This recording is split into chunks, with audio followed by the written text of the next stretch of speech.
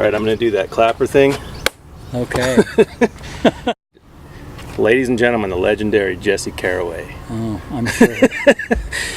Okay, first question. Yes. When did you first hear surf music?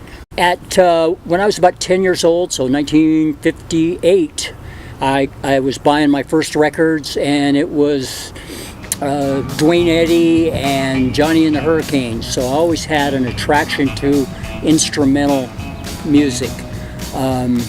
After that, I'm going to say Lonnie Mack for sure, but always instrumental stuff was my favorites.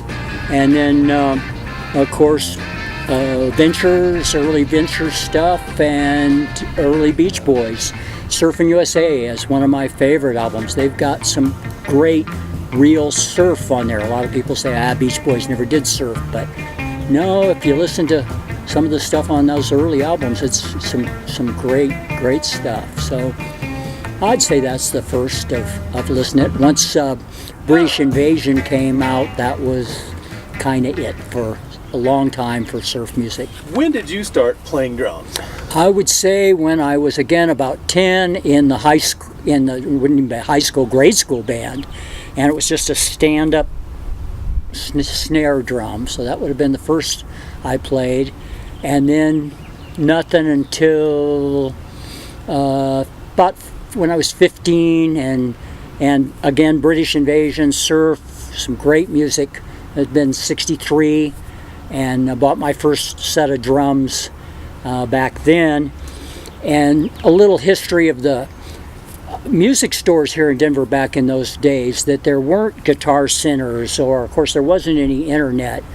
And if you wanted to buy gear, so many of the guitar guys, of course, bought the Silvertones and the Airlines and the stuff from Sears and Montgomery Ward's. Drums, there really wasn't that option so much. And down on Larimer Street, which is now in the Foo area, 15th, 16th in there, that used to just be sleazy pawn shops back in the day. And G.I. Joe's was one of the pawn shops, and they were actually a legitimate dealer for, I think, Fender, but definitely for Ludwig, for Premier drums. So most of the bands in Denver bought their equipment at G.I. Joe's. They even had autographed pictures of the astronauts on their wall, where Gallagher had bought his Premiers from G.I. Joe's. And I bought a set of Ludwigs from them. I wanted the Premiers to be like Gallagher of the astronauts, but they were too expensive. Premiers were way more expensive than Ludwigs. So that's kind of when I got my first set of drums and started playing.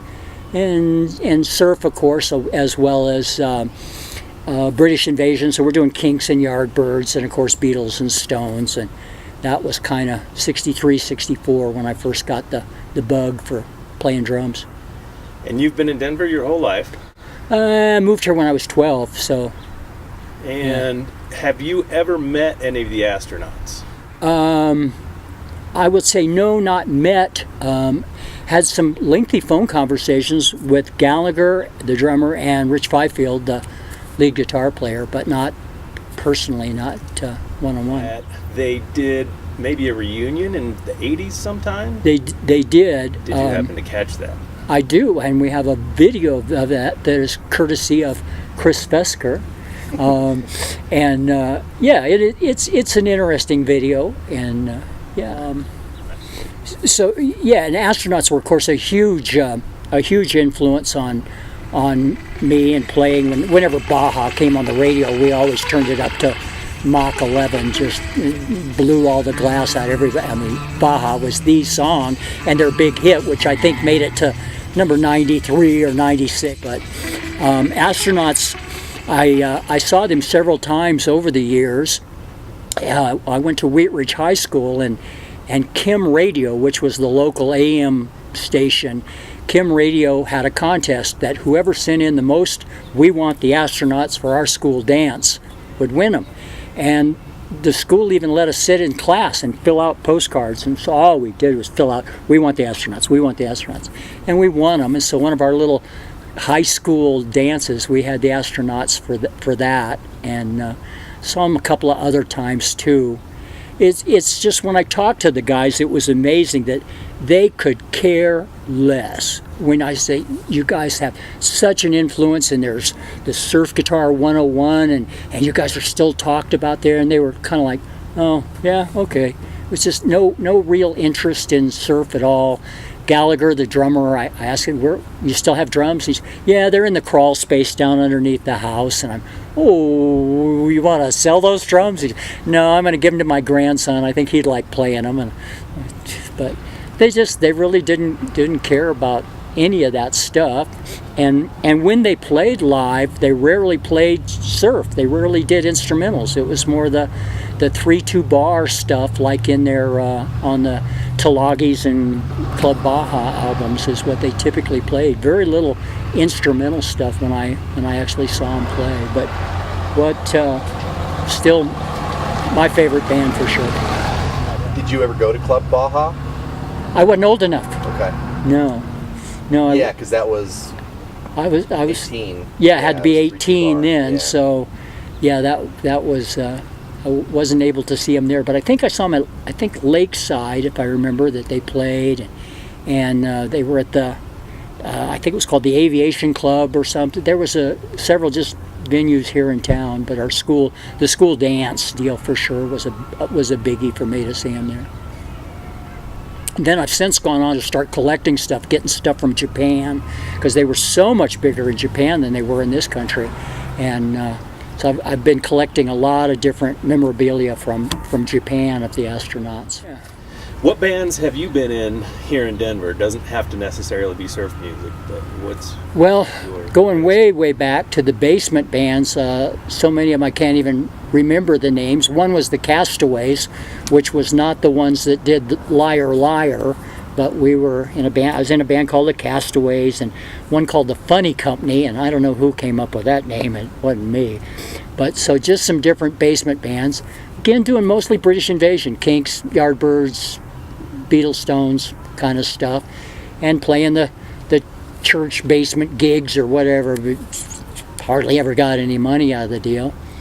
And then I hooked up with some guys. I was letting my hair grow, probably this long, and got kicked out of high school. This would have been around 64, 65 probably, and got kicked out of high school. And I went to this, we called it Dropout U, and it was this little Quonset hut where you went if you were a guy in a band with your hair growing long, or if you were a chick and you were pregnant, you went to this kind of reject school. And it was great because all the guys there were all in bands, and so we're all networking back and forth. And I met up with some guys, and I was, I think, about 17 probably by now. Not old enough still to get into 3/2 places, but if you were playing at them, nobody cared. And we went out we were on tour. The band was called the Town Criers, and it was kind of a Paul Revere and the Raiders theme. And we had the little coats and the outfits like that.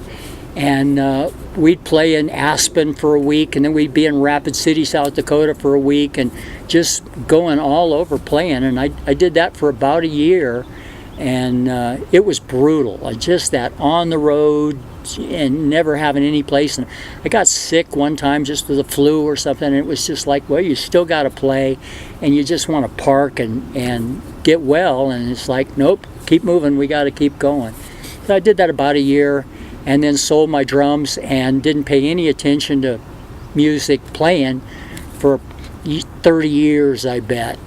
And bought a set of basic Pearl drums and put the headphones on and would play to the astronauts and think, gosh, this is fun, and I'd never be in a band again, but it's really fun. And then things progressed, and actually met Mark Malera Maui and we kind of got connected, and then brought in Chris and Scott and got together. And so Aquasonics was probably the first local band here, and especially that I was playing surf in, and that went for a number of years. Then I got into rockabilly with the Red Line Rockets and did that for a couple of years, and then Royal Aces, and did that for quite a while, and then now just kicking back. So what music related ventures have you been involved in? Well, probably the most significant one was when you bought drums back in the day. They always, if you were buying Ludwigs, as most of us did, then it came with a Speed King pedal, and a Speed King kick pedal was what so much of it we were used to. But they had great action, but they would wear out. They would just get it. Everything, the pivots were metal against metal, and they'd just get worn and squeaky and sloppy. John Bonham's noted for playing a Speed King at incredible speed, and you can, in some of the Zeppelin records, even hear that pedal squeaking. I liked the action of the pedal so much, and I decided, well, let me see if I can fix some of that slop and some of the squeak.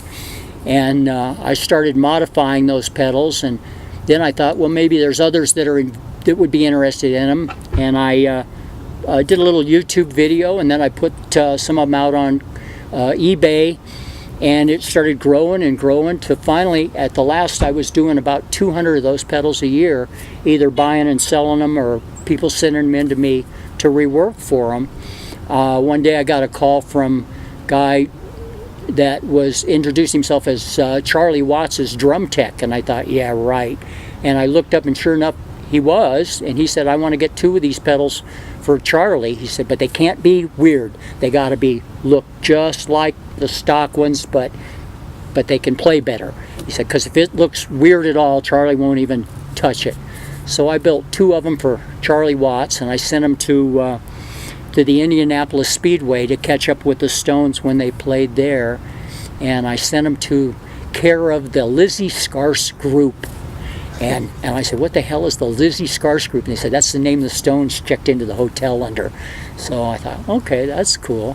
So, but they even paid for them. I thought, oh, they're going to want freebies, and it was like, no. So that's my 15 minutes probably, is building a couple of pedals for Charlie Watts. The vintage gear is so much a part of surf music. What kind of kits do you have? What kind of kits do you prefer? Talk about gear. Yeah. So, yeah, I've got so many vintage drums. I think I have something like 14, 15 kits, and which is ridiculous. But Ludwig, of course. Premier, though, really kind of my favorite kits, and they're so underrated here in the U.S. They have just these wonderful thin resonant shells. They have the best chrome of any drums ever. Premiers are my favorite. The holders, the tom holders suck, and a lot of people would take the Premier drums and put Rogers hardware on it to mount the drums. Ringo did. He had early on, before his Ludwigs, he was playing Premiers, and even then with his Ludwigs too, that you'd see him with the Rogers mount sometimes. But this set here is the same thing as our early 60s Premiers, and then they have Rogers tom mounts on them. These I built just from orphans. Took some odds and ends drums and rewrapped them and made a complete kit out of them that was to my liking. So, but small kits, something with a little 20-inch kick, 8x12 tom, little 14 floor tom, little small kits. I'm not a fan of the big double toms and double basses. And any other kind of toys or collectibles from then? Sure.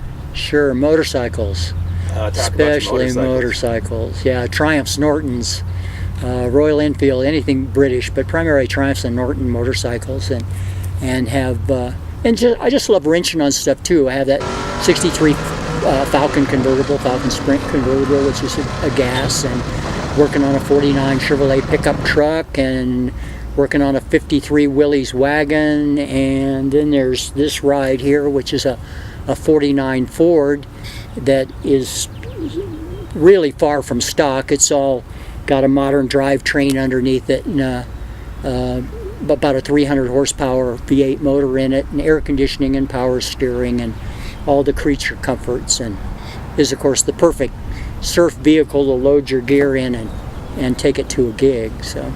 And you've got the surfboards on top, which probably turn some heads in Colorado. Yeah, just a few. That people go, what's that about? But it's just for the vibe, just for the show. What's your favorite memory of John Coons? I think probably John, as much as he loved the genre, he said he really didn't know squat about drums and drumming, and he just didn't pay much attention to that particularly. And one time we were talking about some of the just different basic beats, why the Astronauts drumming was so different than pretty much all the other drumming in of surf music. And I don't know if I can demonstrate, but I tried to show him where there was just a straight, you could do like the song Bonsai Pipeline, that you could just do with it just a straight beat like so, or then there was kind of a variation of the surf which could be still pretty straight beats, whereas Gallagher in the Astronauts was doing this.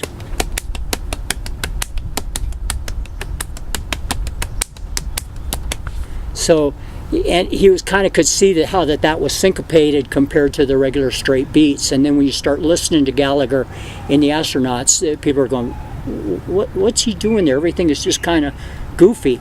And but John just loved that, getting to be able to pick out a little bit of the different beats in surf music. And so I think that'd probably be my favorite moment with him. And he wanted to do some video of all of those different variations, but unfortunately it never happened.